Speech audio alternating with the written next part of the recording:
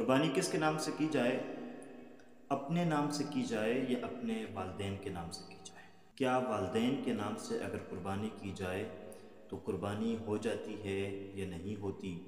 इस हवाले से बहुत से लोग तशवीश का शिकार होते हैं और बहुत से लोग ऐसे हैं कि जो बहुत बड़ी गलती कर रहे होते हैं जिसकी वजह से उनकी कुर्बानी नहीं होती और वो गुनहगार होते हैं।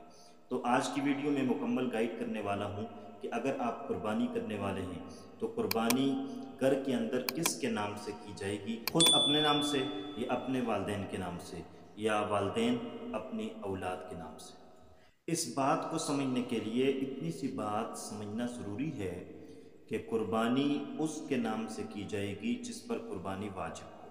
कुर्बानी किस पर वाजिब होती है?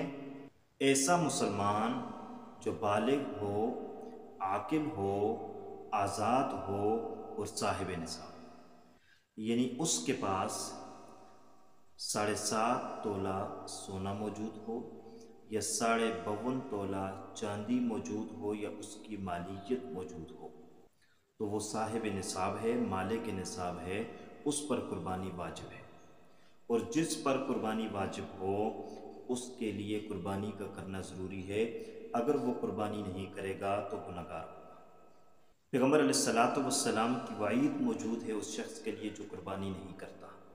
फरमाया मन वजद साअतन फलम युज़ही फला यक़रिबन्न मुसल्लाना, कि जो आदमी कुर्बानी करने की इस्तिताअत और तौफीक रखता था मगर कुर्बानी नहीं की, कुर्बानी वाजिब थी और कुर्बानी नहीं की, वाजिब छोड़ दिया। पैगम्बर अलैहिस्सलातु वस्सलाम ने फरमाया फ़लम युज़ही, अगर कुर्बानी नहीं की तो फ़ला यक़रिबन्न मुसल्लाना, उसको चाहिए कि ईद वाले दिन हमारी ईदगाहों के करीब भी न आए, क्योंकि कुर्बानी वाजिब थी, कुर्बानी नहीं की तो ईद की नमाज़ भी वाजिब है, तो हमारी ईदगाहों में ईद की नमाज़ पढ़ने के लिए भी न आए क्योंकि ये भी वाजिब है।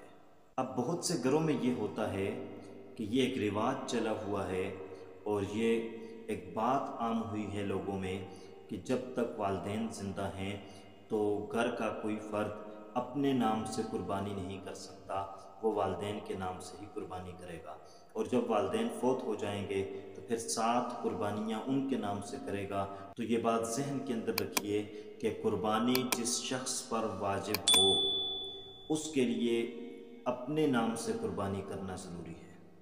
अगर कोई बंदा ऐसा है कि उस पर कुर्बानी बज़ात खुद वाजिब थी लेकिन उसने कुर्बानी अपने वालिदैन के नाम से की, अपने नाम से नहीं की, कुर्बानी तो हो जाएगी लेकिन जिस शख्स पर कुर्बानी वाजिब थी उसकी कुर्बानी नहीं होगी, वाजिबी कुर्बानी छूट जाएगी। और अगर वालिदैन पर कुर्बानी वाजिब नहीं थी तो उनकी तरफ से नफली कुर्बानी हो जाएगी। तो ये बात जहन में रखिए कि कुर्बानी अगर वालिदैन पर वाजिब हो तो वालिदैन अपनी तरफ से कुर्बानी करें, अपनी औलाद की तरफ से कुर्बानी न करें। और अगर औलाद में से किसी पर कुर्बानी वाजिब हो तो उनको चाहिए कि वो कुर्बानी अपनी तरफ से करें, वालिदैन की तरफ से न करें।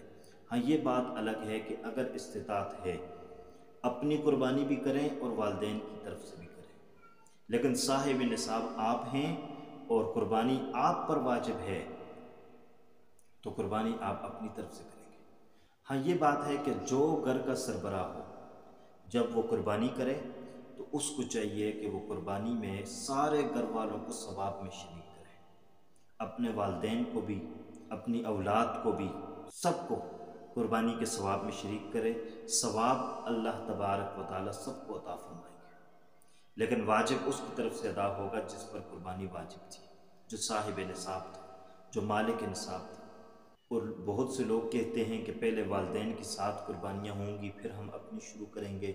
तो वालिदैन की तरफ से जो कुर्बानी आप करेंगे ये कुर्बानी उनकी तरफ से नफली होगी, वाजिबी नहीं होगी, क्योंकि वो अगर साहिब निसाब नहीं है, मालिक निसाब नहीं है तो उन पर कुर्बानी वाजिब नहीं है।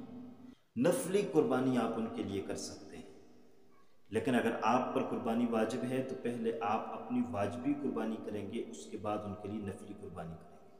और कुर्बानी अगर आपने वालिदैन की तरफ से की तो नफली कुर्बानी हो जाएगी, सवाब हो जाएगा, लेकिन आपने जो वाजिब छोड़ा है, आपने जो کی اس پر آپ کو گناہ ہوگا۔ آپ اپنی واجبی قربانی کر کے بھی اپنے والدین تک ثواب پہنچا سکتے ہیں، چاہے والدین حیات ہیں یا وفات پا چکے ہیں، آپ ان کو اپنے ثواب میں شریک کر سکتے ہیں، آپ اپنی اولاد کو اس ثواب میں شریک کر سکتے ہیں۔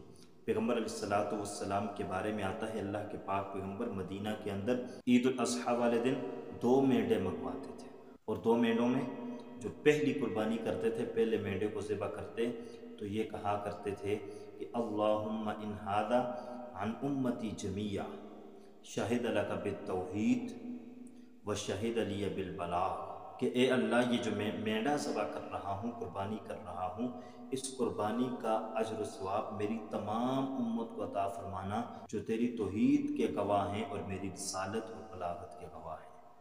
اور دوسرا مینڈا ذبح کرتے تو کہتے اللہم ان ھذا محمد و آل محمد صلی اللہ علیہ وسلم، الہ العالمین یہ قربانی جو میں کر رہا ہوں اس کا اجر و ثواب محمد مصطفیٰ صلی اللہ علیہ وسلم اور آل محمد مصطفیٰ صلی اللہ علیہ وسلم تک پہنچانا ہے۔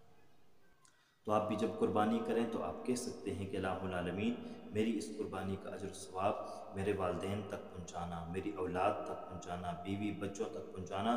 اور یہ بات بھی ذہن میں رکھیں کہ آپ قربانی کے اجر و ثواب میں اگر دوسروں کو شامل کریں گے تو آپ کے اجر و ثواب میں کوئی کمی واقع نہیں ہوگی، آپ کو بھی پورا اجر و ثواب ملے گا، اور جس کو آپ شامل کریں گے اس کو بھی پورا اجر و ثواب ملے گا۔ امید کرتے ہیں کہ آپ کو میری آج کی یہ باتیں سمجھ آ گئی ہوں گی۔ ہمارے چینل پر نئے ہیں تو سبسکرائب کر لیجئے گا، ویڈیو پسند آئی ہے تو لائک کر دیجئے گا۔ اللہ حافظ، السلام علیکم ورحمۃ اللہ وبرکاتہ۔